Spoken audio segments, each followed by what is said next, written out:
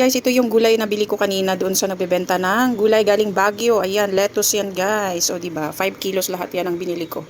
O diba, fresh na fresh galing Baguio yan, dami diba. Para yan sa product ko. So ayan, meron tayong broccoli. Ayan. Ang sarap-sarap niyan eh. Fresh na fresh. Tapos ito pa. O, diba? Galing Baguio. May mga putik pa yan kanina guys. Tapos ninugasan ng nanay ko. Ayan, lahat nabili namin sa kanya, napaka-fresh. Lalo na yung carrots, napaka-mura lang. Mura lang ang kilo niyan, binili namin. 60 lang ang kilo, di ba? Saan ka pa ang mahal-mahal ang carrots diyan sa labas? Pero dito, sa nabili namin ng mura lang, di ba? Ang fresh ng mga gulay.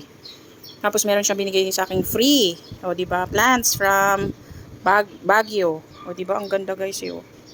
Thank you Ning sa pagbigay sa akin ito. Ang ganda-ganda pang indoor. So ililipat ko yan siya. Ang ganda oh. Nakakatuwa. Salamat sa pagbili ng gulay at pagdaan dito sa amin. O, diba? Daming gulay. Ayan. Thank you. Naman ang pipino namin, o. Ayan, galing Baguio yan. Ayan, fresh na fresh. Nakalagay na dyan, 10 kilos yan lahat.